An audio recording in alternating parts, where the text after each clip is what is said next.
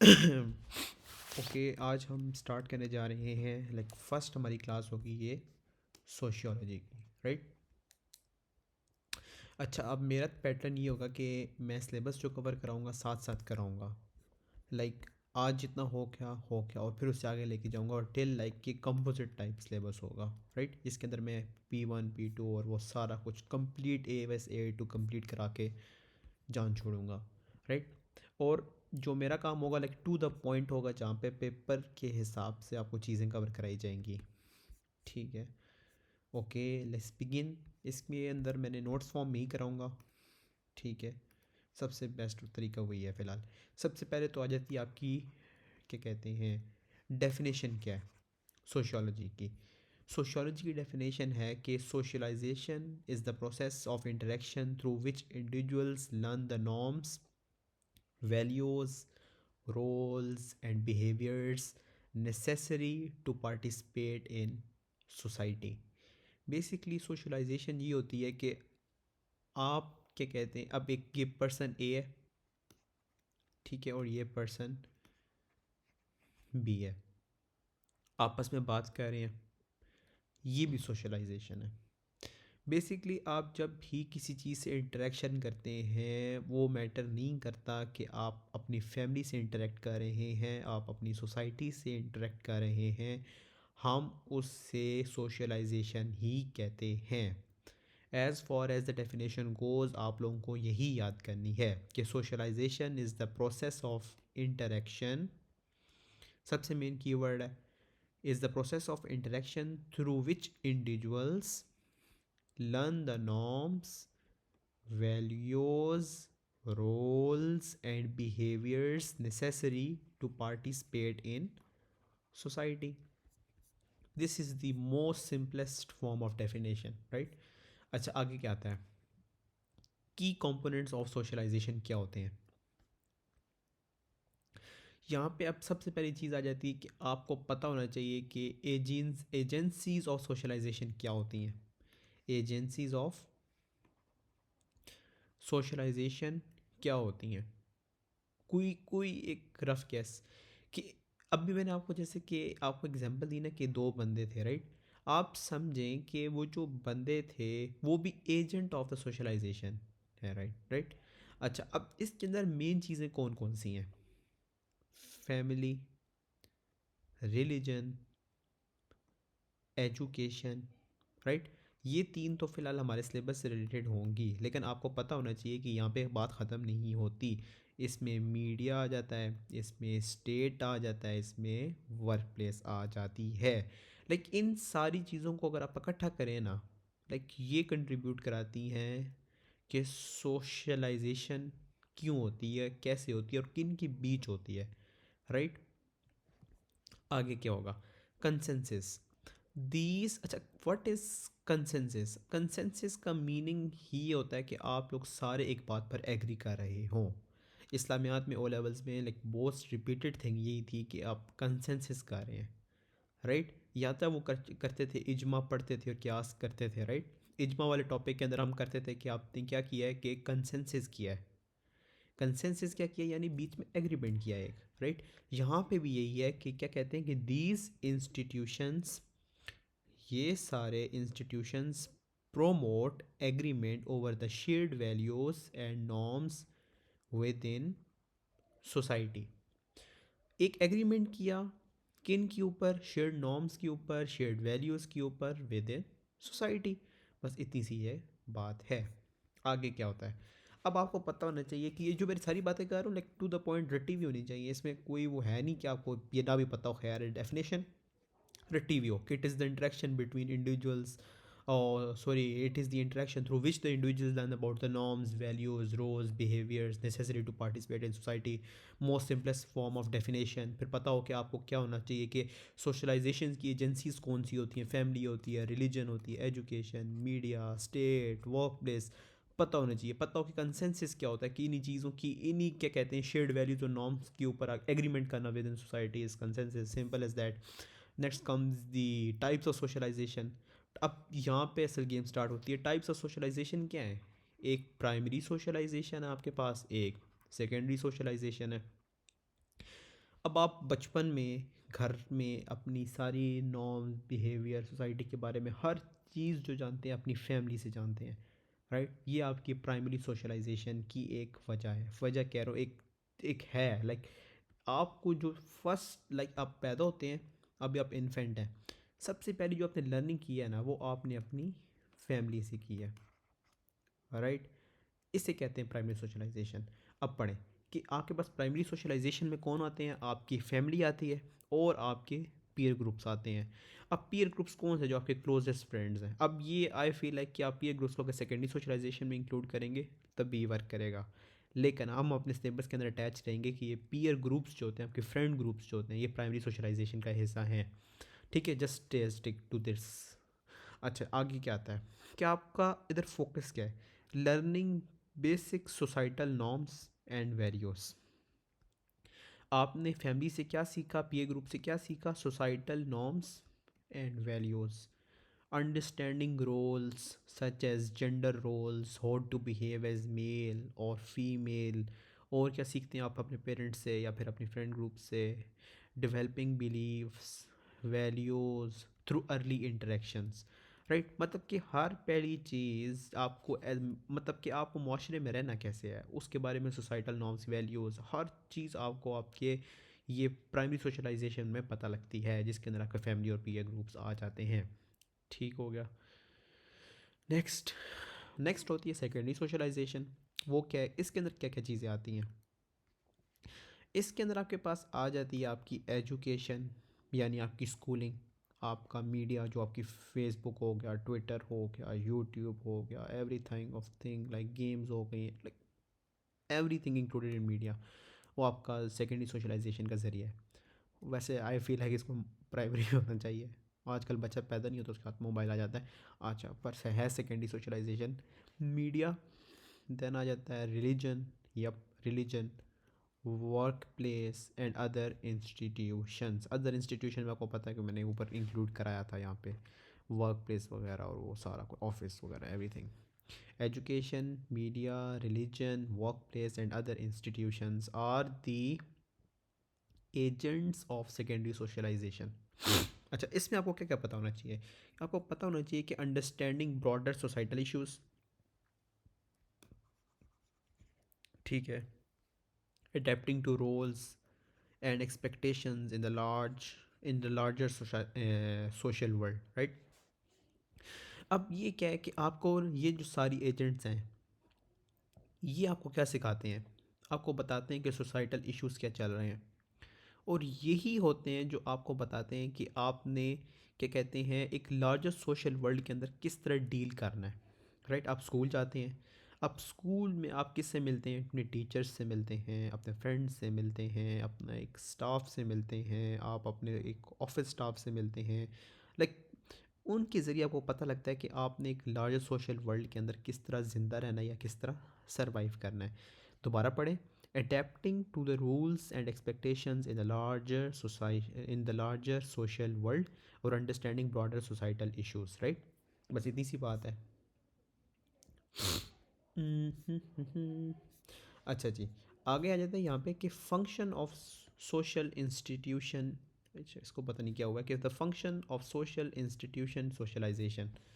Okay, इसके functions क्या हैं, डेवलप एन इंडिविजुअल्स पर्सनैलिटी, ठीक है, ये आपकी इंडिविजुअल पर्सनैलिटी को डेवलप करता है, teaches individuals how to act in society so easy, prepares, जो जो चीज़ें एक्सप्लेन ऑलरेडी एक्सप्लेन है उसको मैं क्या एक्सप्लेन करूँ, आगे लिखा हुआ है कि prepares individuals to face societal challenges, ठीक है, कैसे अपने माशरे में रहना है, आपकी इंडिविजुअल पर्सनैलिटी कैसे डेवलप हो कि सोसाइटल चैलेंजेस क्या होंगे, provides experience necessary for adult life, makes sense, socialization is a continuous process that occurs throughout life। अब ये 5 की पॉइंट्स हैं कि किस चीज़ के आपके पास की पॉइंट्स हैं, ये सारे functions of social institution in socialisation, right. अगर हम इसे इधर ऊपर ले जाते हैं, right, for some reason cross क्यों लगा हुआ है, okay. Functions of social institutions in socialisation में कौन कौन से फंक्शंस आपको पता लगे हैं कि आपके जो सोशल इंस्टीट्यूशंस का मकसद क्या है, वो सारे मैंने आपको यहाँ पे करा दिए हैं, right. challenges, how to act in society, individual's personality is a continuous process, experiences for adult life, like these are all included in your functions in of social institutions, right। अच्छा जी, आगे क्या आ जाता है। हम्म, आपका अब यहाँ से आपका स्टार्ट हो रहा है टॉपिक वन। कौन सा स्टार्ट हो रहा है? टॉपिक वन स्टार्ट हो रहा है। अच्छा जी, टॉपिक वन किस चीज़ के बारे में? कि questionnaires as a research method. ठीक है। अब आपको मैं पढ़ता जाऊंगा सारा का सारा, by the end of topic one आपको आइडिया हो जाएगा कि मैंने क्या बात की है। अभी मैं कुछ नहीं करूँगा, अभी मैं खाली पढ़ूंगा, आप लोगों को मेरे पढ़ने से आइडिया हो जाएगा क्या बात की जा रही है। Questionnaires as a research method, strength क्या है? Quick and cheap, gather large amount of data easily, can be sent by mail, email or done in person, for example shopping centers। ठीक है। पॉजिटिव पॉजिटिविस्ट्स प्रेफर देम, क्या? They like structured questionnaires for quantitative data. Quantitative data होता है जैसे 3, 5, 7, 10, numerical data, numerical stats वगैरह, percentages में everything, data graph and everything includes that, कि वो क्या आपका क्वांटिटेटिव डाटा है। अच्छा जी, आगे क्या है? Good for studying social facts scientifically. ठीक है। Large samples, can reach many people at once, for example sending a million questionnaires. ठीक है। एनोनिमिटी क्या होता है? कि useful in sensitive topics, for example bullying, as respondents feel safer answering honestly, right. अब ये इतना भी इस पे इतनी टेंशन वाली बात नहीं, आगे पढ़ते जाएं। आगे बात हो क्या रही है? एक्चुअल टॉपिक नीचे से स्टार्ट होगा, पर थोड़ा सा आइडिया आपको होना चाहिए क्या बात करनी चाह रहा हूँ। शैलो रिस्पॉन्सेस, इसका क्या मतलब है? यानी आपके पास वीकनेसेस क्या हैं क्वेश्चनियर्स की? येस और no tick box answers lack depth and meaning. Basically यहाँ पे बात ये हो रही है कि आपने अगर अपना एक रिसर्च मेथड है आपका, उसके अंदर ये है कि आपने लोगों से क्वेश्चंस करने हैं। अब क्वेश्चंस दो तरीके से किया जा सकते हैं कि अब चुनिए। अच्छा एक सेकेंड, इससे पहले कि मैं अगली टॉपिक पे जाऊँ, मैं पहले ये क्लियर कर देता हूँ कि जब हम बात कर रहे हैं ना क्वेश्चन एज रिसर्च मेथड, हम ये बात करने चाह रहे हैं कि आपके जो रिसर्च मेथड है जिसके अंदर आप लोगों से क्वेश्चंस कर रहे हैं, वो अभी मैटर नहीं करता क्वालिटेटिव है क्वांटिटेटिव है। खाली ये बात की जा रही है कि एक जनरल व्यू है कि फ़ायदा है कि नहीं है। आपके क्वेश्चंस करने का क्या फ़ायदे होंगे? ये 4 फ़ायदे थे। ठीक है। अगर तो लार्ज सैंपल होगा ये फ़ायदा होगा। अगर आपका क्या कहते हैं वो किस तरह पॉजिटिव्स होते हैं, वो प्रेफर किस तरह करते हैं, आपको साइंटिफिक नॉलेज के बारे में, साइंटिफिक फैक्ट्स के बारे में पता लगता है, क्वांटिटेटिव डाटा के बारे में पता लगता है, क्विक होता है, चीप होता है अगर तो वो क्वांटिटेटिव हो जाए, और सेंसिटिव टॉपिक्स को आप डिस्कस कर सकते हैं, और like through questions, like you don't have to ask them personally, right. अच्छा, वीकनेसेस क्या हैं? Shallow responses, yes or no or tick box answers lack depth and meaning. Interpretivists criticize them as not showing how people feel. Low validity, low validity क्या होती है? आगे जाके further जाके आगे सारी चीज़ें आ जाएंगी, अभी अभी टेंशन नहीं लेनी। लो वैलिडिटी क्या होती है? Can not explain why someone gives a particular answer. ठीक है। Can not explore deeper emotions और ideas, cannot explore deeper emotions or ideas. Ethical concerns, people may lie due to social pressure or misinterpret questions। ठीक है। Time and effort for open ended questions, open questions take longer to analyze। सही है। अब basically ये खाली ये बताना चाह रहे हैं कि आपके जो आपने क्वेश्चन किया है for the research method, it can have few weaknesses. एक तो ये हो सकता है कि आपने खाली यस या नो वाले क्वेश्चंस को आंसर किया और वो इतनी डिटेल्स में बात नहीं करते, राइट। और ये भी नहीं पता लगता कि उनके इमोशंस क्या थे, उनकी फीलिंग्स क्या थी उस स्पेशल क्वेश्चन के बारे में। Like they might have chosen wrong answer and they haven't stated why, और they have chosen the correct answer but they haven't stated why. It's not about right and wrong, it's about giving your explanation or spreading your feeling. अच्छा जी, आगे क्या है कि ethical concerns, right. एथिकल्स क्या concerns क्या हैं कि हो सकता है कि आपने, जब मैंने अभी बात की है कि आप एक प्रेशर डाल के आंसर्स लाइक निकलवाए जाए, लाइक आप बैठे हुए अचानक से कोई आके कहते जल्दी से रिव्यूज़ दें, लाइक आप सोचेंगे नहीं, बस सोचे समझे कहेंगे यस ठीक है ओके जान छुड़ाई, राइट। आपने अपना अपना एक्चुअली अपनी रीजनिंग नहीं दी। ये जो होता है ना, ये वर्ड है रीजनिंग, मोस्ट इम्पॉर्टेंट है, राइट।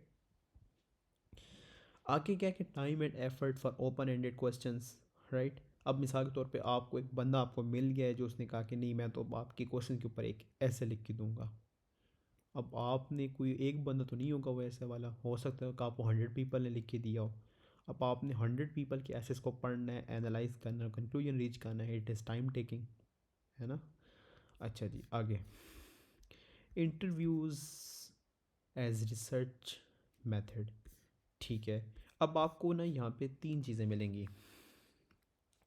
वो तीन चीज़ें कौन सी? तो तीन चीज़ें हैं। सबसे पहले तो आपके पास चीज़ आ जाती है कि आपके पास जो है स्ट्रक्चर्ड इंटरव्यूज़ हैं, फिर है अनस्ट्रक्चर्ड इंटरव्यूज़ हैं, और फिर आते हैं सेमी स्ट्रक्चर्ड इंटरव्यूज़। आपके पास स्ट्रक्चर्ड इंटरव्यूज़ में क्या क्या आता है? प्री प्लान्ड क्वेश्चंस, ठीक है जी। Easier to compare data, make sense. Preferred by positivists for reliability. Weakness क्या होगी? वीकनेस क्या होती है इसकी? Less flexible, harder to adopt to the new ideas. मतलब अब ये जो सारा कुछ लिखा हुआ है, मेरा नहीं ख्याल कि मैं एक्सप्लेन करूँ, ऑलरेडी एक्सप्लेन है, राइट। अच्छा, आगे क्या? Unstructured interviews, no set questions allow deeper exploration. No set questions allows deeper exploration, preferred by interpretivists, right, and feminists for qualitative data, ठीक है। preferred by interpretivists and feminists for qualitative data। Weakness क्या होती है आपकी unstructured interviews की? Unreliable होते हैं, as every interview is different. अब बेसिकली ये क्या है कि आपके पास अगर तो स्ट्रक्चर्ड इंटरव्यूज़ होंगे, लाइक आपने वो सेट क्वेश्चन किया हुआ है कि व्हाट इज़ योर नेम जी, दूसरा क्वेश्चन है व्हाट इज़ योर एज जी, तीसरा क्वेश्चन है, और आपने बस वही तीन क्वेश्चन किए, आपने प्री सेट क्वेश्चन किए। एक तो उसका फ़ायदा ये होगा कि जल्दी से हो जाएगा, राइट, टू द पॉइंट। आपका इंटरव्यू हुआ, आपने आंसर अपने लिए जो आपने सुनना चाहते थे वो लिए, और आप गुड टू गो हो गए, राइट। उसका क्या कहते हैं, उसकी जो रिलायबिलिटी होती है, हो सकता है कि वो ज़्यादा हो, राइट।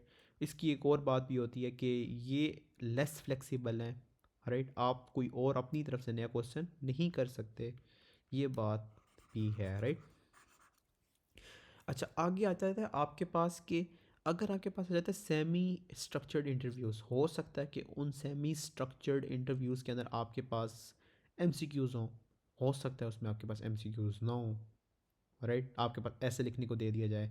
अच्छा जी, आगे आपके पास आता है कि स्ट्रेंथ्स क्या हैं? In depth data, you can ask follow up questions, yes. Adaptable, adjust based on respondents answer, yes. Better for sensitive topics, right? Sensitive topics बहुत से होते हैं, can build trust and get honest responses, yep, makes sense. Weaknesses क्या है? Time consuming and costly, requires trained interviewers and more effort to analyze. Subjectivity, interviews might influence answers, right. Unreliable, unstructured, different questions for different people is hard to compare। ये general general बातें जो थोड़ा सा सोचने के ऊपर भी हमें आ जाती हैं, लेकिन ये सिलेबस का पार्ट है, पढ़नी तो है। एथिकल इश्यूज इन रिसर्च, जी ठीक है। ये क्या चीज़ें हैं? अब इसके अंदर तीन पॉइंट्स के अंदर इसको ब्रेक डाउन किया गया है। Point one is confidentiality, protect participants personal information, right. Informed consent, ensure respondents know what the research is about, ठीक है। हो सकता है पहले से वो रिसर्च करके आए हैं उसके ऊपर, वो आपको नेक्स्ट आंसर नहीं मिला तो आपको खाली वही सुनने को मिलेगा जो सुनना आप चाह रहे हैं। प्रेशर क्या है कि इन स्कूल्स टीचर्स अथॉरिटी में फॉर स्टूडेंट्स टू पार्टिसिपेट। एक जी आपके बॉस ने कह दिया कि आपने पार्टिसिपेट करना है, अब आप तंग आ गए हैं, अब आपने मजबूरन उसको कर दिया, फोर्सफुली कर लिया है, राइट। आपने being pressured by your boss और by your teacher you have given the false information और the correct information, but it remains an ethical issue that you are being forced for doing such thing which in which you were never interested about, right? Again the conclusion. Okay, conclusion says the question is are better for large group and statistics but lack detail. ठीक है, क्योंकि आपको direct question था MCQ type. Interviews provide detailed personal insights but are slower and costlier. ठीक है, आपने interview लेना है, right.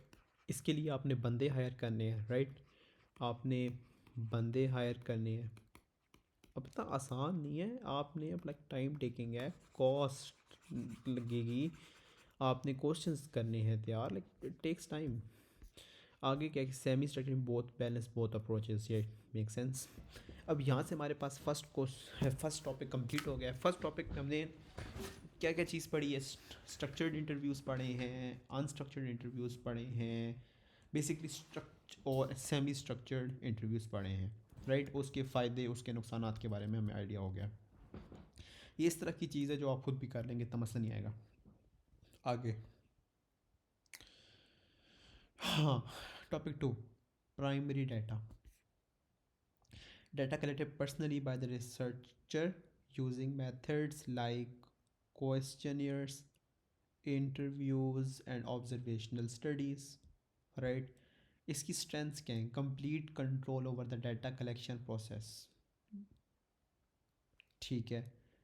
Greater validity and reliability because the researchers designs and collects the data directly, ठीक है जी। उसकी अगर आपने एक डाटा जो आपने खुद कलेक्ट किया है और वो उसकी वैलिडिटी ज़्यादा होगी, उसकी लाइबिलिटी भी ज़्यादा होगी और आपके पास पूरे डाटा का कंप्लीट कंट्रोल होगा।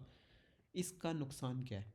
टाइम कंज्यूमिंग है, एक्सपेंसिव है, difficulty accessing the target groups, certain demographics may not respond, make sense, ठीक है। टाइम कंज्यूमिंग है, designing and conducting the study takes effort, expensive भी होगा, requires resources for research tools, staff और equipment, right. Third point क्या है कि difficulty accessing the target group, certain demographics may not respond. ये तीन चीज़ें में टाइम कंज्यूमिंग होगा, एक्सपेंसिव होगा, difficult accessing the target groups, इस तरह की सारी चीज़ें लाइक हो जाती हैं, ठीक है। मतलब इस तरह के पॉइंट्स आपके जहन में खुद ही आ जाएंगे, इतनी अभी टेंशन वाली बात नहीं। जब लिखने बैठेंगे ना, आइडिया आता जाएगा, अच्छा ये भी होता है, अच्छा ये भी होता है, अच्छा ये भी होता है। पढ़ा हुआ होगा तो आइडियाज़ आ जाएंगे उस वक्त। अच्छा अगर आपने पढ़ा हुआ ही नहीं है और आप कहेंगे है भी आसान, फिर बच्चों नहीं होने वाला ये। अच्छा आगे क्या है, सेकेंडरी डाटा क्या है?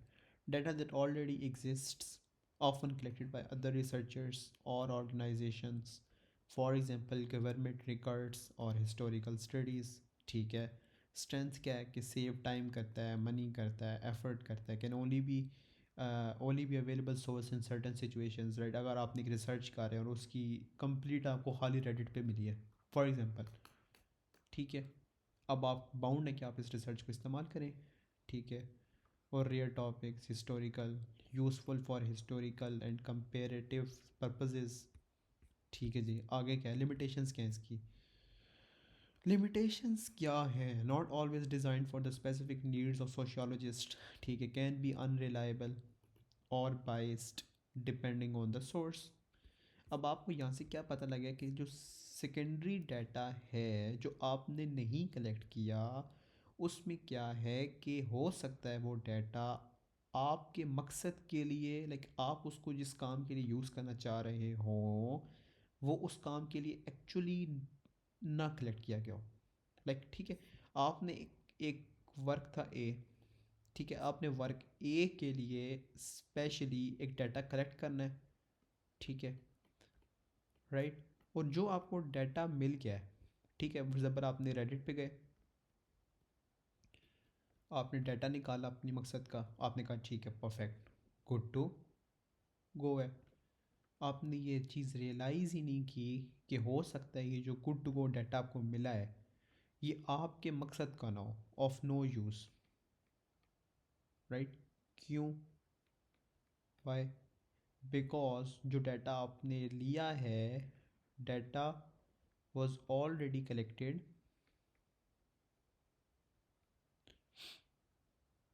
for different purposes, for different purpose, तो अब आपके लिए यूजलेस हो गया। ठीक है जी। कैन बी अनरिलायबल बाइस डिपेंडिंग ऑन द सोर्स, हो सकता है कि जिसने डाटा कलेक्ट किया हो वो बाइस्ड हो,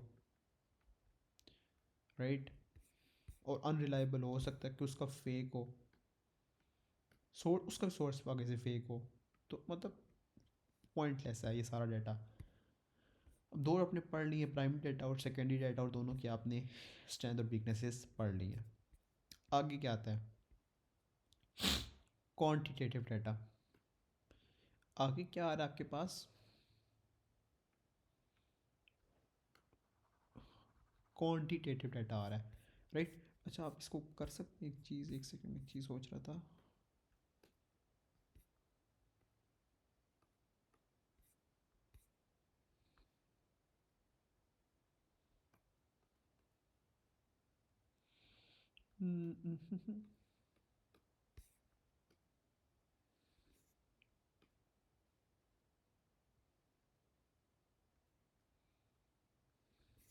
राइट, ओके, अब तो मज़ा आएगा।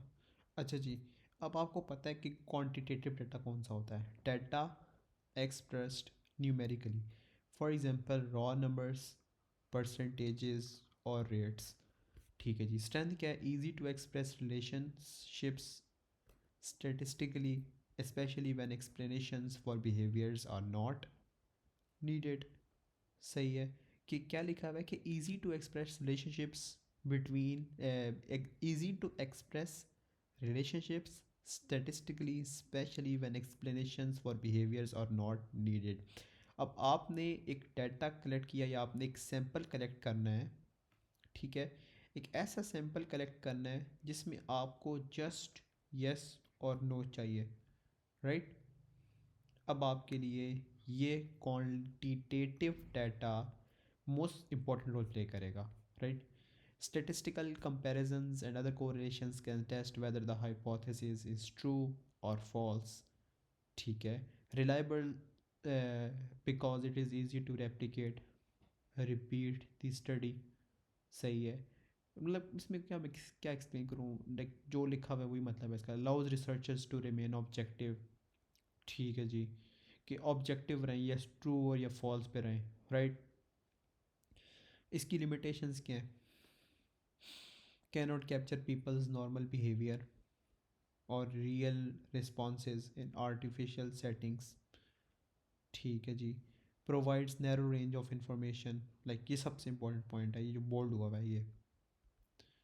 Without deeper insights, lack of depth and fails to explain the reasons behind the behaviour. जो हमने पीछे डिस्कस किया, लाइक आपस में सारे टॉपिक समझे कि लिंक्ड ही हैं, बस फ़र्क ये कि टॉपिक बाय टॉपिक अलग हो रहा है, उसमें पिछले टॉपिक के अगले टॉपिक में वर्ड्स आ जाएंगे, राइट? अच्छा जी, क्वांटिटेटिव डाटा कर लिया। आगे क्या आता है? Qualitative data. डेफिनेशन क्या है? कि data focusing on the quality of the behaviour by exporting why people act और feel a certain way rather than just measuring what when and where. ठीक है जी। स्ट्रेंथ क्या है? Help capture complex reasons for behaviours, offers greater freedom to study whether people is in natural settings. ठीक है जी। Provides rich and detailed insight into people's lives and experiences, like easy peasy। ठीक है जी। Limitations क्या है आपकी qualitative data की? Limited generalisation due to small sample sizes. अब आपने हो सकता है कि एसेस जमा कराने हो, आपने 100 किए हैं, लेकिन जो आपके पास क्वांटिटेटिव है वो आपके पास लाइक 10,000 आ गया हो, राइट? तो ये बात होती है सारी कि आप क्वालिटेटिव डाटा में कम सैंपल ले पाते हो।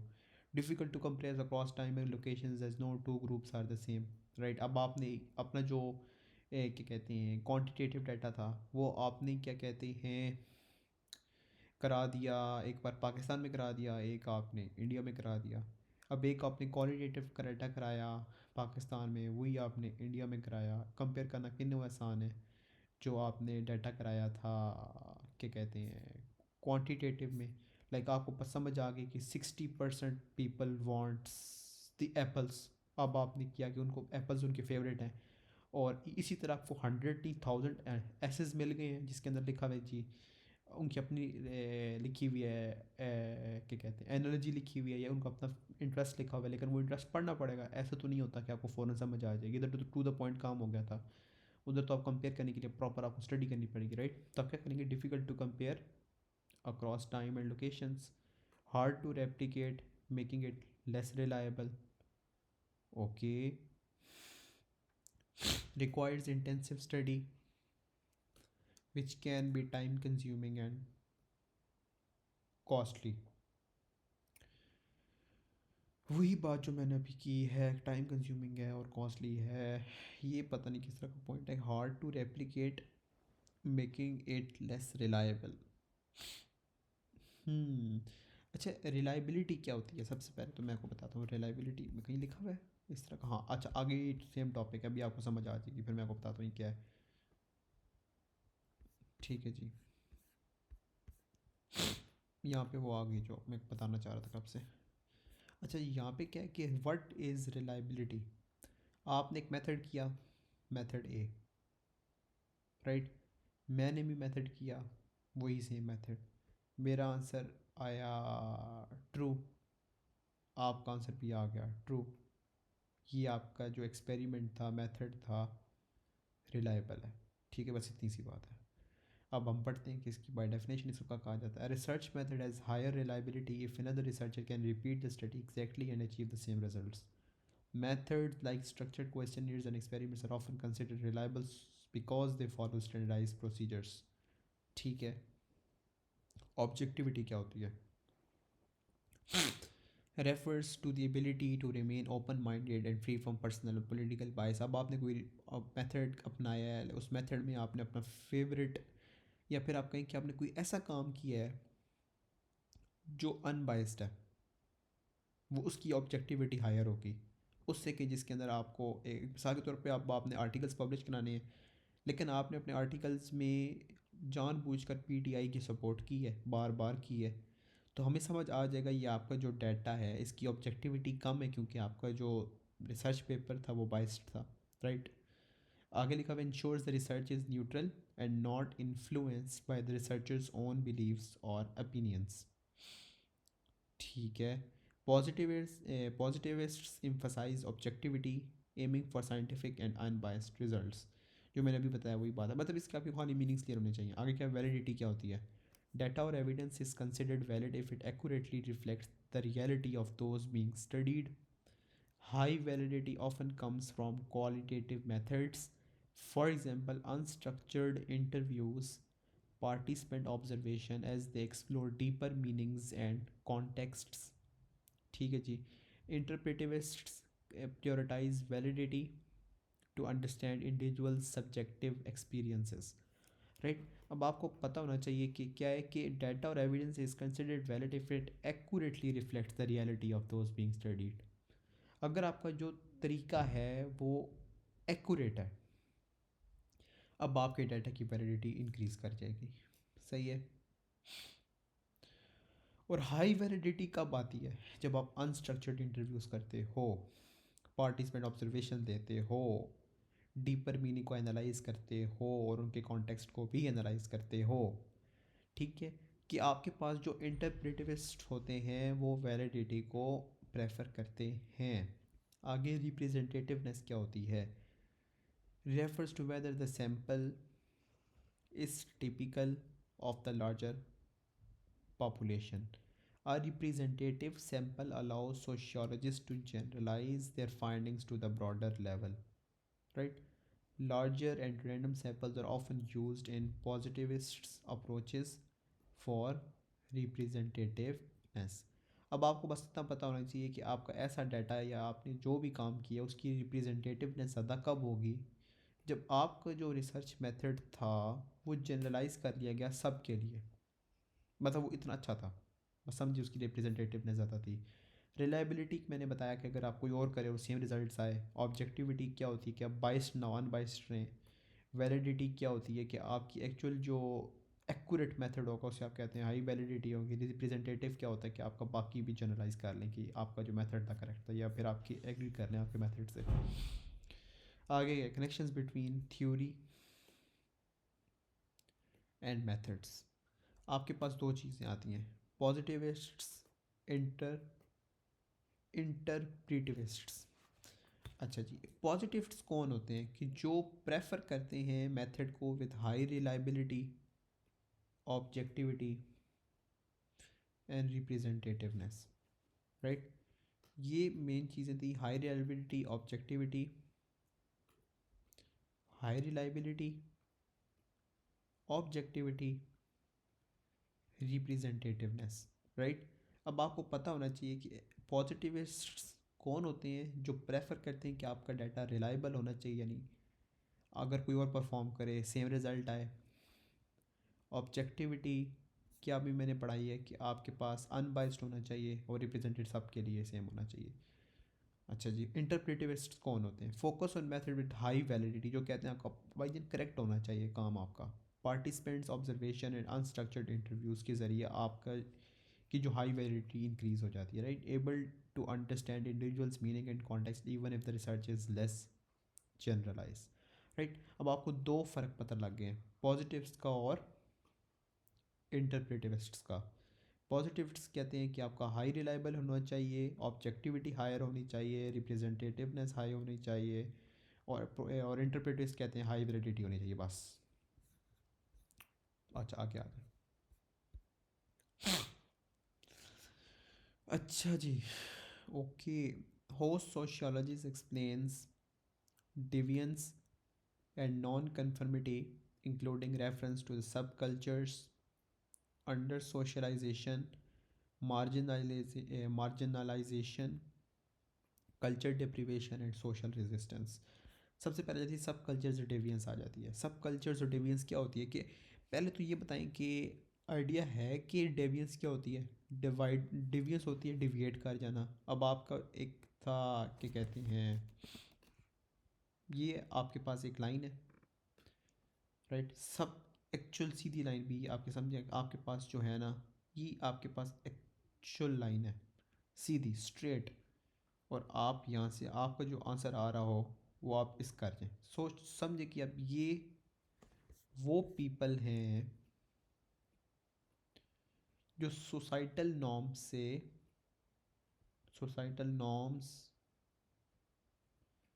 वैल्यूज़, बिलीव्स एट्सेट्रा एट्सेट्रा से डिविएट कर गए हैं।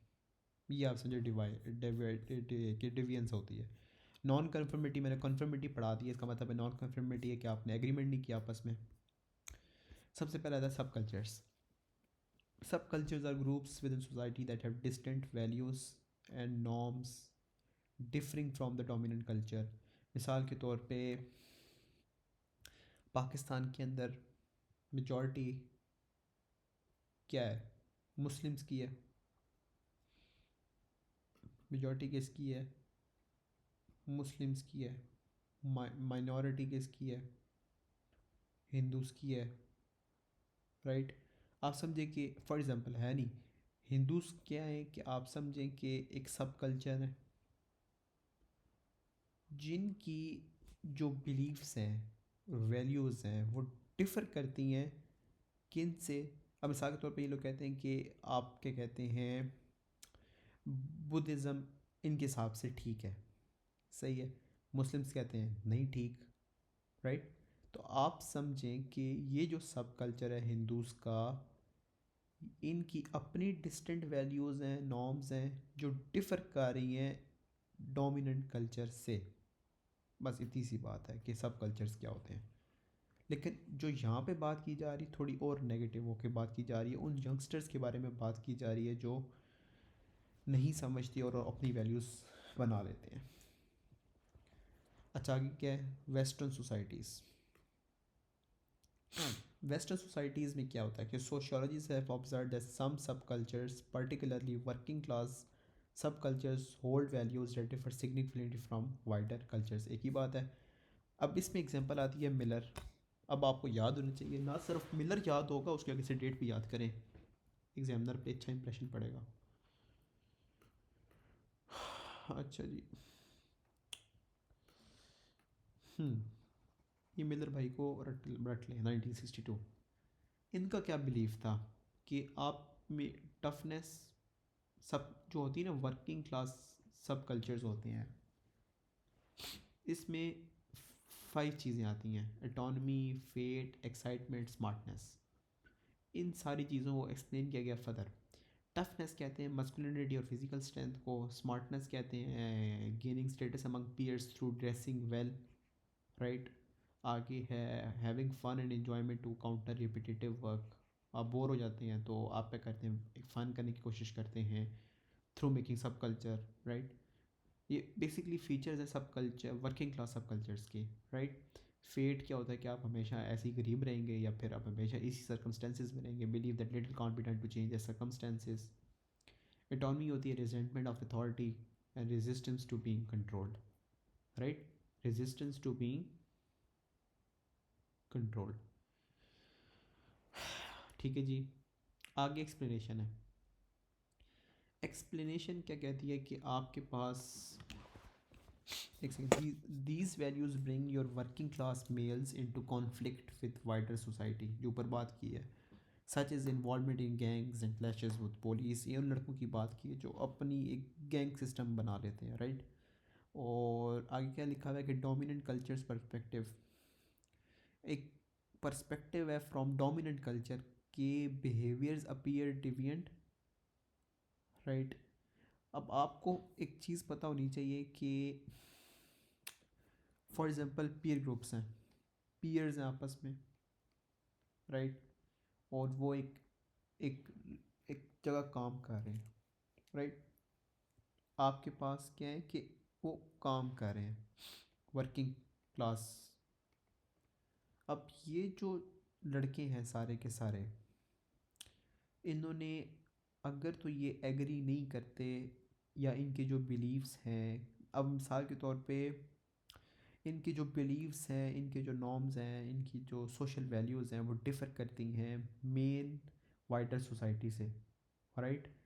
अब क्या होगा कि इन्होंने अपनी फ्रस्ट्रेशन, अपना एंगर निकालना है, राइट। उस एंगर निकालने के लिए ये लोग अपने आप को गैंग्स की फॉर्म में चेंज कर लेते हैं और फिर पुलिस से क्लैश करते हैं। हो सकता है उन्हें भी कुछ ना पता हो कि क्यों ऐसा कर रहे हैं, पर वो अपनी फ्रस्ट्रेशन को निकाल रहे होते हैं। आगे लिखा हुआ है कि from for dominant cultures perspective their behaviours appear deviant, however within subcultures these behaviors align with subcultural norms, right, meaning they are not deviant with their own group. अब हो सकता है कि ये जो पीयर, ये जो सारे गैंग ग्रुप है, इनका इनकी जो तरबियत हुई है बाय देयर प्राइमरी सोशलाइजेशन जो इनकी हुई है, उसके अंदर इनको यही सिखाया गया हो कि चोरी सही है, गैंग बनाना सही है, आपको बनाना चाहिए, हो सकता है सपोर्ट हो। तो टेक्निकली वो लोग अपने कल्चर, अपने नॉर्म्स के साथ से डिविएंट नहीं है, इनफैक्ट वो के साथ जॉइंट है। सही है। फर्स्ट एक तुम्हारे पास रीज़न यही आ गई, राइट। फिर आ जाते हैं आपके पास अंडर सोशलाइजेशन। अभी तक हमने क्या किया, सब कल्चर्स वाला पॉइंट कर लिया है, ठीक है। डिवाइड क्यों होते हैं, डिवियंस क्यों आती है, नॉन कन्फर्मिटी क्यों आती है सोसाइटी में, हमने एक पॉइंट डिस्कस कर लिया। अगला आता है अंडर सोशलाइजेशन। अंडर सोशलाइजेशन ये क्या होता है कि डिवियंस, इसके इसके अंदर जो वर्ड के अंदर इसका मीनिंग अवेलेबल है, when socialization is partial or unsuccessful, सही है। During this phase, individuals learn the norms and values of their family and during the society. Family may have values that conflict with those of wider society. अब आप एक parent ए है, parent ए है, मैं बताता हूँ। इस पेरेंट ए के जो बच्चे हैं, सन्स हैं, सही मिसाल के तौर पे, या डॉटर्स हैं। अब क्या होगा कि पेरेंट ए की जो वैल्यूज़ थी, कि पेरेंट ए बिलीव करते थे कि आपके पास जो होती है stealing and gangship something and gangs and everything, smoking, हर चीज़, ये सही है, ट्रू है, ठीक है। अब क्या होगा कि इन्होंने पेरेंट्स ए के जो बच्चे हैं, इन्होंने भी यही चीज़ सीखी है, किन से सीखी है? पेरेंट ए से, राइट। लेकिन ये सारी की सारी चीज़ें ऑलरेडी डिविएंट हैं from main culture, right. Main society में ऑलरेडी इसके लिए नॉन कन्फर्मिटी है, राइट। लेकिन इनके जो बच्चे थे इन्होंने सीखा तो पेरेंट्स ए से ही था ना, राइट। इनके नज़दीक पेरेंट्स में और अपने बच्चों में कोई, वो कहते हैं, इंतशार नहीं था। उनमें आपस में कन्फर्मिटी थी और वो आपस में एग्री करते थे कि जो कुछ कर रहे हैं वो सही कर रहे हैं। अब पढ़ें यहाँ पे। Deviance arises when socialization is sparse or unsuccessful. During this phase, individuals learn about the norms and values of their family and society. Families may have values that conflict with those of wider society. सही है। Deviant family norms. Some cultures tolerate or approve of deviant behaviors. Criminals may raise children in environment where deviance is normalized. ठीक है, यही बात की है। Inadvocate socialization. Families may fall। दो चीज़ें आप लिखेंगे जब अंडर सोशलाइजेशन की बात होगी। एक लिखेंगे डिविएंट फैमिली नॉर्म्स और फिर लिखेंगे इन एडवोकेट सोशलाइजेशन। फैमिली में fail to instant moral value, for example distinguishing from right and wrong. सही है। अब हम क्या लिखेंगे? अब हमने सबसे पहले सब कल्चर्स किए हैं, अब सब कल्चर्स के बाद हम अंडर सोशलाइजेशन कर रहे हैं। अंडर सोशलाइजेशन में हम दो चीज़ें डिस्कस करेंगे, डेविएंट फैमिली नॉर्म्स को और इन एडवोकेट सोशलाइजेशन को। किस किस को करेंगे? डेविएंट फैमिली नॉर्म्स और inadequate socialization. Deviant family norms में हम लिखेंगे क्रिमिनल्स वाली एग्जांपल देंगे, और इन एडवोकेट सोशलाइजेशन में वो राइट और रॉन्ग का फ़र्क बताएंगे। अब हमने क्या किया कि जब हमने ना सब कल्चर्स को बता दिया है, उसके अंदर हमने मिलर 1962 की एग्जांपल दी है और ये पांचों पॉइंट उसमें लिखने हैं, राइट। उसकी एक्सप्लेनेशन ना भी करें या करें, मर्ज़ी है आपकी, राइट। क्योंकि जब आप इनको एक्सप्लेन करेंगे, थोड़ा बहुत एक्सप्लेन करेंगे आप लोग, तो एक्सप्लेनेशन उनकी बन जाएगी। फिर अंडर सोशलाइजेशन में दो चीज़ें लिखेंगे, डेविएंट फैमिली नॉर्म्स और इन एडवोकेट सोशलाइजेशन। क्या क्या लिखेंगे? डेविएंट फैमिली नॉर्म्स और इन एडवोकेट सोशलाइजेशन, और फिर आगे एग्जांपल्स भी देंगे। अच्छा, ये क्यों होता है? कि लैक ऑफ केयर की वजह से होता है। Failure to teach appropriate behaviour for different situations. ये भी लिखना ना चाहें, मर्जी है। आगे आता है मार्जिनलाइजेशन। क्या आता है? मार्जिनलाइजेशन। ये क्या है? The process by which individuals और groups are pushed to the fringes of society both economically and politically. यहाँ पे अब उन लोगों की बात हो रही है जो टेक्निकली प्रोलेटरिएट्स हैं, राइट। टेक्निकली जो बोर्गोइज पीपल हैं, रिच पीपल हैं, और वर्किंग क्लास में डिफरेंस आ जाए और वो अपने आप को निगलेक्ट फील करें, या सोसाइटी उनको पुश कर दे इकोनॉमिकली पॉलिटिकली, ना एक आपको इकोनॉमी सपोर्ट करे, ना पॉलिटिक्स सपोर्ट करे, ना गवर्नमेंट सपोर्ट करे। इसे कहते हैं कि pushed to the fringes of society, right. अब यूके में क्या है कि लिखा हुआ है कि commonly associated with working class youth in inner city areas that lack resource and facility quality education job opportunities. अब इसका रिजल्ट क्या होगा? फीलिंग इग्नोर्ड बाय अथॉरिटीज और politicians, weakening connection to the dominant value system as society seems to offer no support opportunities. Responses to marginalization is formation of subcultures that express resistance, right। दोबारा subcultures बना लो। engagement in deviant behavior such as drug use और minor crimes। ये था आपका marginalization। तो अभी अब तक हमने तीन चीज़ें की। कौन सी की हैं? सब कल्चर्स। सब कल्चर्स में हमने क्या पांच चीज़ें बतानी होंगी। इससे पहले हम बताएंगे कि मिलर ने क्या कहा था। मिलर ने क्या कहा था कि टफनेस, स्मार्टनेस, एक्साइटमेंट, फेट, एटॉनमी होती है इसकी अपने वर्किंग क्लास सब कल्चर्स की आपने फीचर्स बता दिए, राइट। फिर अंडर सोशलाइजेशन के अंदर आपने दो पॉइंट बताने हैं, डिविएंट फैमिली नॉर्म्स और इन एडवोकेट सोशलाइजेशन। क्या क्या बताना है? डिविएंट फैमिली नॉर्म्स और inadequate socialization. Deviant family norms में आपने क्रिमिनल्स वाली एग्जांपल देनी है, और इन एडवोकेट सोशलाइजेशन में क्या घर वालों ने इंस्टिल नहीं किया कि different distinguishing between right from wrong. Marginalisation में क्या करना है? आपने बताना है कि अगर आप लोग वो आपको पुश कर लेते हैं इकोनॉमिकली, पॉलिटिकली सपोर्ट नहीं मिलती, फिर सब कल्चर्स बना लेते हैं, ड्रग्स यूज़ करने लग पड़ते हैं, वो नशा वगैरह। इन 5 पॉइंट्स में ये चीज़ लिखनी थी कि मस्कुलिनिटी और physical strength, smartness mean gaining status among peer groups through dressing well, excitement, having fun, enjoyment to counter and repetitive work, अब बिलीफ वाला, एटॉनमी वाला, resistance of authority and resistance to being controlled, everything. और आखिरी point है culture deprivation. Culture deprivation. Culture deprivation क्या होता है? Culture deprivation means that some groups in society do not have the attitudes, values, or skills that are needed to succeed, especially in education. क्या बात बताइए? Cultural deprivation. Culture deprivation में क्या होता है कि culture deprivation mean that some groups in society do not have the attitudes, values और skills that are needed to succeed, especially in education. This lack is often linked to their family background or social class. आगे समझ आएगी क्या होता है. Why does it matter? To succeed in education and life, certain attitudes and values are important, such as working hard consistently, planning for the future. This is called deferred gratification. जब आप culture deprivation की बात करेंगे, सबसे important आपके पास word है deferred gratification, where you delay enjoyment now to achieve bigger goal later, taking education seriously. ठीक है जी. कल्चर डेप्रिवेशन में क्या होता है कि अभी अच्छा आगे है, अभी कंप्लीट करूँगा फिर मैं बताऊँगा एक साथ.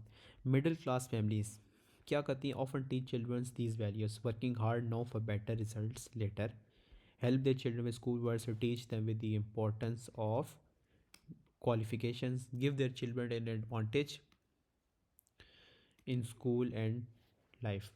Working class families may focus more on immediate gratification. आपको जो होती हैं वर्किंग क्लास फैमिलीज़ होती हैं, ये किन की बात कर रहे हैं? लेबरों के बच्चेस की. ठीक है, एक लेबर है, उनके बच्चे हैं, उनकी बात की जा रही है कि इमीडिएट ग्रेटिफिकेशन. उनको काम लगा देते हैं बचपन में, वो उस वक्त प्रॉफिट कमाना स्टार्ट कर देते हैं और फिर वो हमेशा उतना ही प्रॉफिट कमाते हैं. बात इतनी सी है. और जो दूसरे होते हैं वो क्या करते हैं कि अब भी वो पढ़ाई शढ़ाई कर लेते हैं, बाद में ज़्यादा कमाते हैं. ये होती है आपके पास immediate gratification. For example, a working class child might prioritize having fun now instead of studying for better opportunities. इसमें खाली वो बच्चे इंक्लूड नहीं हो रहे, लेबर के बच्चे. इनफैक्ट इसमें बाकी सारा लोग हो रहे हैं जो बताते ही नहीं है बच्चों को कि आपको पढ़ना कितना ज़रूरी है. This makes it harder for them to succeed in school. ठीक है जी. Consequences: under achievement, limited prospects. Under achievement में आता है children from culturally deprived background ऑफर do not do as well in school because they do not have the same mind set और support. Limited prospects. Limited prospects can this lack of qualification limits their future opportunities for job or social mobility moving up in society.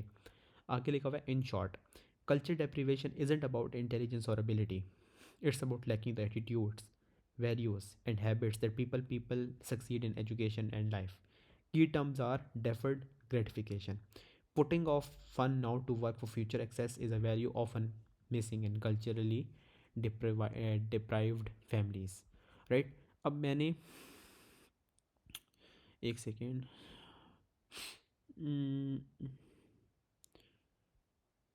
हाँ, एक second आखिर में. अच्छा, अभी complete नहीं हुआ आपका. अच्छा जी, सबसे पहले मैं बताता हूँ कि क्या था.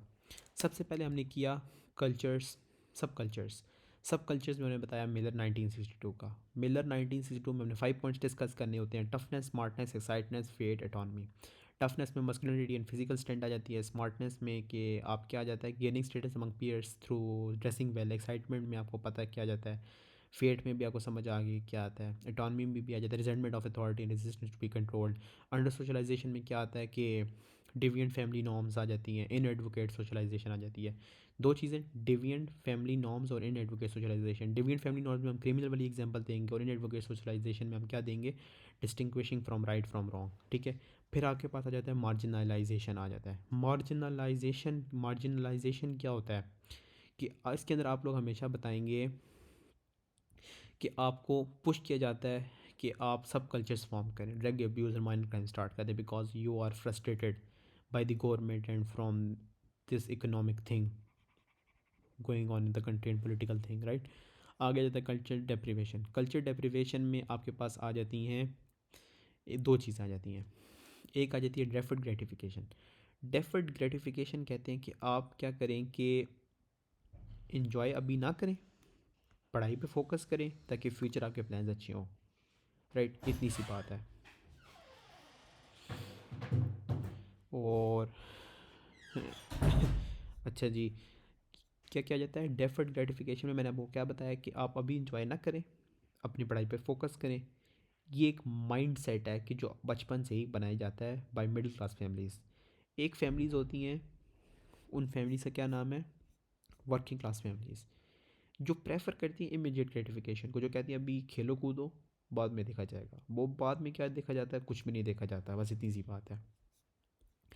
आगे आपको रेजिस्टेंस बतानी है। रेजिस्टेंस में अच्छा एक और चीज़ क्या है कि आपके पास क्या था, cultures, under socialisation, under socialisation के बाद है मार्जिनलाइजेशन, फिर है कल्चर डेप्रिवेशन, और आखिर में क्या आपके पास, रेजिस्टेंस, राइट जी। अब रेजिस्टेंस क्या होती है,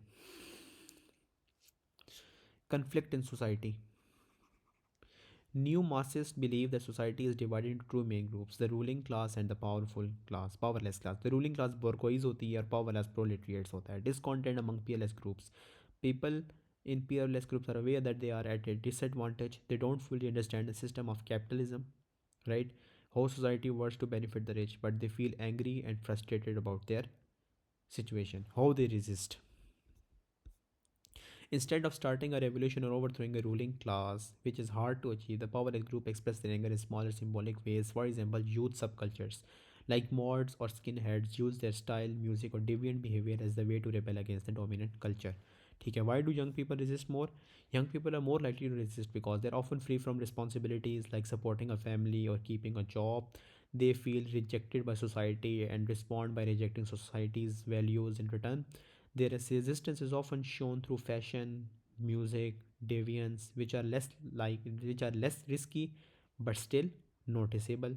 अच्छा जी, आगे क्या आता है कि criticism of new Marxist ideas क्या है? Over determinist, new Marxists assume that deviant behavior like forming subcultures is always about resistance to capitalism, even when young people may not consciously think this way. ठीक है, मतलब कि हो सकता है कि जो यंग पीपल हैं वो आपके जो एक्चुअली कैपिटलिज्म के अगेंस्ट नहीं हो, राइट, उनको उनको बुरा भला ना कर रहे हो, लेकिन वो टेक्निकली फ्रस्ट्रेटेड इसी वजह से हों। तो हम क्या कहते हैं कि ये क्या हो रहे हैं, रेजिस्टेंस शो कर रहे हैं। एग्जाम्पल क्या है, the teenager might dress differently और act simply because it's fun, not as a political statement, and lacks individual perspective. This views overlook the personal meanings behind people's actions such as self-expression or going belongings. In simple terms, आगे बताता है कि new Marxists believe that deviant behavior, especially among youth, are a way for a powerless groups to show their anger against an unfair system. ठीक है, critics argue that this explanation is too focused on a class conflict and doesn't consider other reasons for deviance. सही है। अब मैंने आपको 5 चीज़ें पढ़ाई हैं एक ही चीज़ की। सबसे पहले आगे बढ़ता है सब कल्चर। सब कल्चर्स में मिलर आ जाता है, फिर आ जाता है अंडर सोशलाइजेशन। अंडर सोशलाइजेशन में डिविएंट फैमिली नॉर्म्स और under social inadequate socialization. Deviant family norms और इन एडवोकेट सोशलाइजेशन। फिर आ जाता है मार्जिनलाइजेशन। मार्जिनलाइजेशन में मैंने आपको बताया कि क्या आएगा, फिर बताया कि कल्चर डेप्रिवेशन में आपके पास डेफिग्रेटिफिकेशन वाला पॉइंट आएगा, फिर आगे आखिर में आपके पास आएगा रेजिस्टेंस। रेजिस्टेंस में बोर्गोइज और वो न्यू मार्क्सिस्ट वाला सारे पॉइंट्स आ जाएंगे। ठीक है जी। और न्यू मार्क्सिस्ट क्या कहता है, उसके बिलीव्स क्या हैं, वो भी आप हर चीज़ बता सकते हैं, राइट। यंग पीपल क्यों ऐसा करते हैं और वो सारा कुछ आप शो कर सकते हैं। अब एक बार की पॉइंट्स दोबारा डिस्कस कर लेता हूँ और फिर इस टॉपिक को करते हैं गुड टू गो। और फिर हमारे पास आगे है, यस अभी थोड़ा सा पड़ा हुआ है हमारा काम, एक पूरा क्वेश्चन पड़ा हुआ है, यस, और फिर हम बाय बाय करेंगे आज की क्लास को। चलो मैं एक बार फाइनल टच दे दूँ इसे कि एक सेकेंड, एक सेकेंड।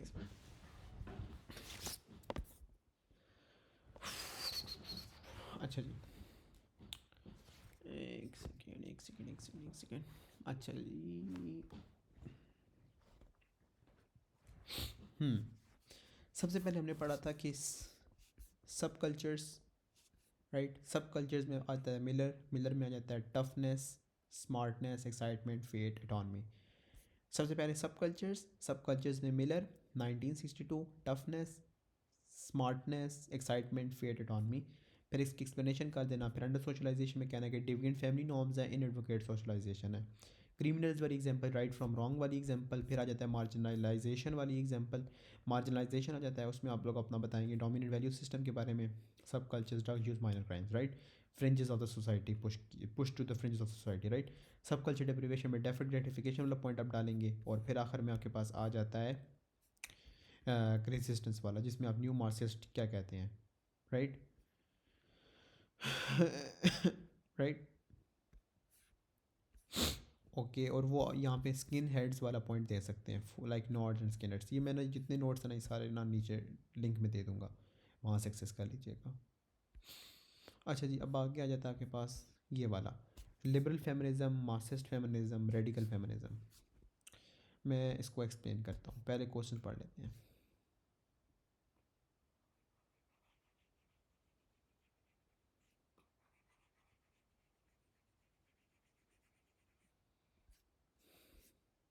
ये तीन आते हैं। अच्छा जी, सबसे पहले आपके पास आता है कि liberal feminism. Liberal feminism identifies sexual discrimination as a key form of control. It focuses on achieving gender equality through legal and social reforms, advocating for equal opportunities in education, employment, and political representation. Liberal feminism aim to eliminate barriers that prevent women from fully participating in public life. Right? तो यहाँ पे खाली ये बात की जाती है, liberal feminism कहती हैं कि ये जो आपके पास है ना, लाइक मेल फीमेल इशू, वो ये है कि आपने मतलब मेल ने भी 3 आवर्स काम किया है, फीमेल्स ने भी 3 आवर काम किया है। मेल को पे किया गया फॉर एग्जांपल $100, फीमेल्स को पे किया गया $50। वो चाहती हैं ये चीज़ ख़त्म हो जाए। ठीक है, इनका लिबरल फेमिनिज्म का बस इतना सही पॉइंट है कि sexual discrimination is the key form of control and focus in achieving gender equality through legal and social reforms. अब ये क्या कहती हैं कि आपके पास ना जो भी काम किया जाए लिबरल फेमिनिज्म, वो लीगल काम होना चाहिए through legal and social reforms. इन्होंने एक पैक्ट भी साइन कराया था, जो मुझे पैक्ट का नाम नहीं आता, लेकिन उसके थ्रू उनकी आपकी अर्निंग सेम हो गई थी। ठीक है, और यस, और मार्क्सिस्ट फेमिनिज्म क्या कहती हैं। मार्क्सिस्ट फेमिनिज्म का पहले मैं व्यू बता देता हूँ और फिर मैं पढ़ाता हूँ। मार्क्सिस्ट फेमिनिज्म ये कहती हैं कि आपके पास ना एक रूलिंग क्लास होती है, राइट। मैं एक सेकंड की मैं पेन लगाऊं। रूलिंग क्लास होती है, राइट। एक होती है आपके पास प्रोलेटरिएट्स या वर्किंग क्लास। ठीक है जी, सबसे पहले तो आपको पता होना चाहिए कि जो इनका मार्क्सिस्ट का बिलीव क्या है कि आपके पास ना क्लास डिफरेंस होना ही नहीं चाहिए, नो क्लास डिफरेंस होना चाहिए।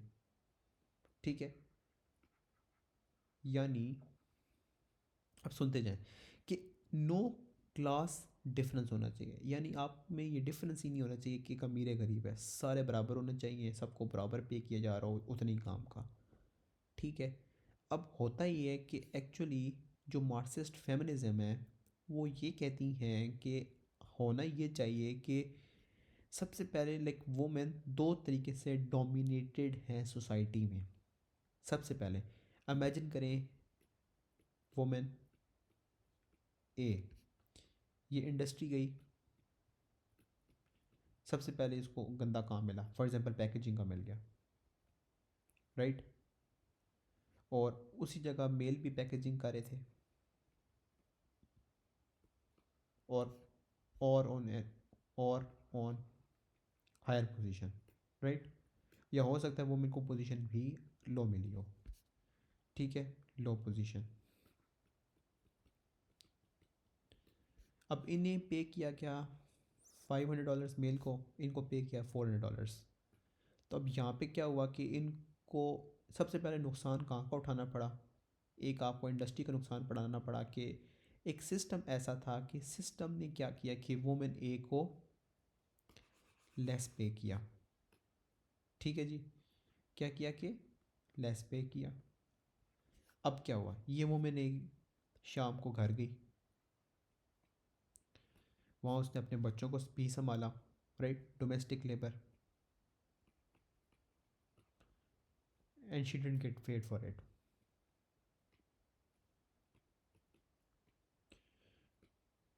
Get paid for it, right. अब क्या है कि वुमेन दो तरीक़ों से डोमिनेटेड इन सोसाइटी है।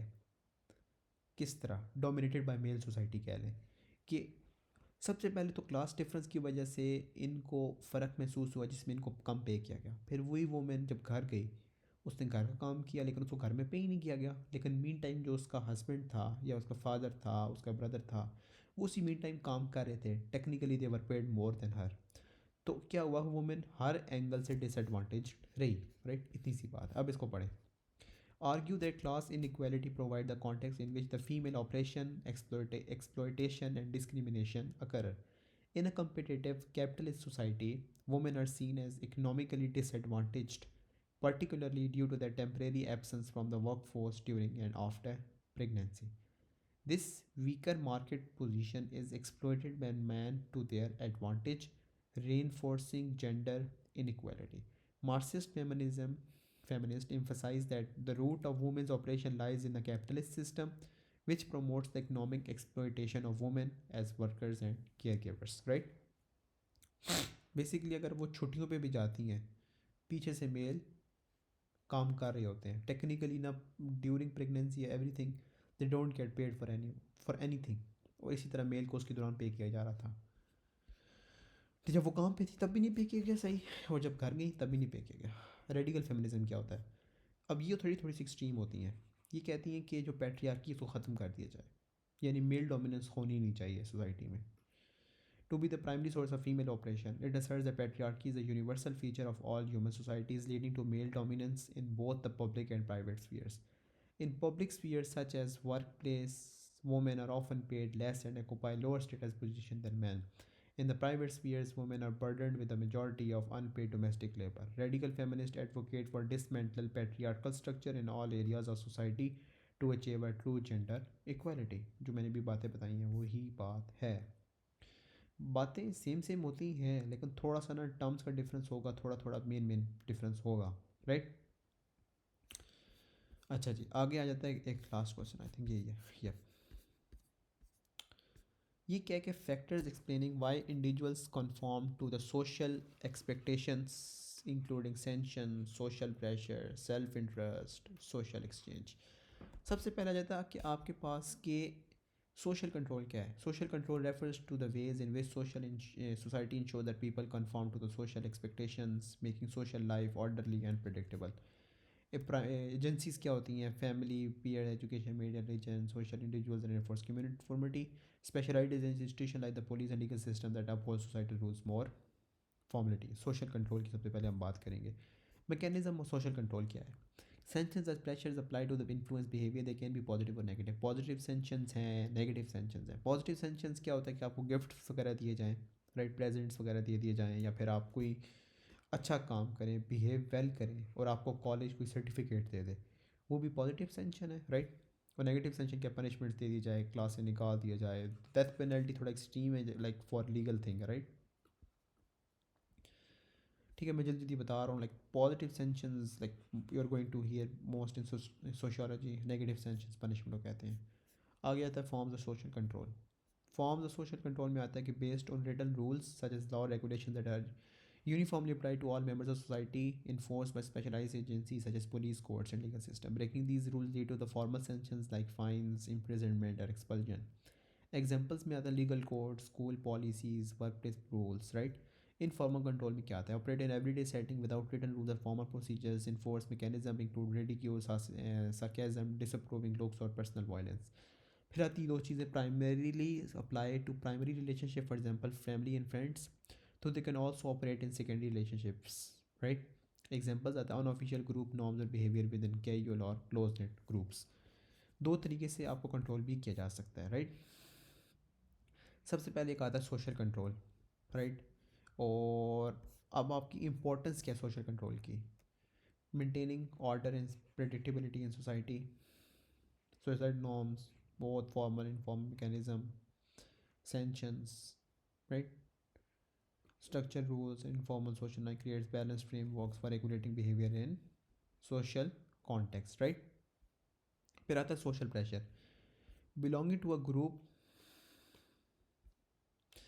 belonging to a group or wanting to gain approval from its members, creating strong social pressure. मिसाल के तौर पे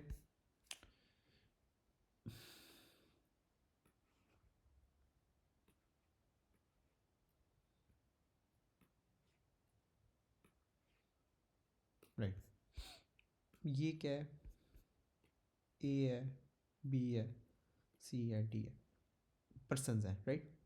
person A, person B, person C and person D. ये भी स्मोकिंग करता है, ये भी स्मोकिंग करता है, ये भी स्मोकिंग करता है, और ये भी स्मोकिंग करता है, राइट। और ये भी। अब क्या है कि ये स्मोकिंग नहीं करता, right, no smoking, right, no smoking, right. इसका मतलब है कि ये महसूस करेगा कि जब मुझे ग्रुप से निकाल दिया गया, राइट। तो क्या होगा कि ये जो फ्रेंड्स हैं इसके, ए बी सी डी, ये इसको पीयर प्रेशर करेंगे कि तुम स्मोकिंग करो, राइट। इसकी वजह से इसे कहते हैं social pressure. Belonging to a group and wanting to maintain approval from its members creates social stronger pressure. The fear of ostracism, being excluded from the group, act as a powerful negative sanction, compelling individuals to conform. This need for acceptance ensure that individuals align their behavior with the group's norm and expectations. वही बात आ गई, एक cigarette वाली example में डाल दीजिएगा, self interest. People conform it because it benefits them. To live and interact successfully in society, individuals need the support and cooperation of others. Acting in ways that others disapprove of can harm relations or lead to exclusion. Therefore, individuals follow social norms because it is in their best interest to maintain positive connections and ensure their own survival and well-beings. बस इतनी उनकी self interest में एक बात होती है, तभी वो करते हैं, या फिर उनको होता है कि मुझे निकाल देंगे, या फिर पैसा लाइक करेंगे नहीं, एग्री करेंगे। सोशल एक्सचेंज क्या होता है? Conformity that can also be understood as a form of give and take. When individuals give something to others, whether it's material goods or approval or support, they create a mutual relationship with obligations. This means the giver expects something in return. By following social norms and behaving in social acceptable ways, individuals ensure they gain benefits such as support, approval, or resources while maintaining these reciprocal relationships. Right? तो technically वो expect कर रहे होते हैं कि आपके पास give and take वाला मामला हो। जी देखिए क्या लिखा हुआ है, by forming social norms and behaving in socially acceptable ways, individuals ensure they gain accepted give benefits, support, approval, resources while maintaining these reciprocal relationships, right? Yep. यहाँ पे हमारा हो जाता है एंड फर्स्ट क्लास का, राइट।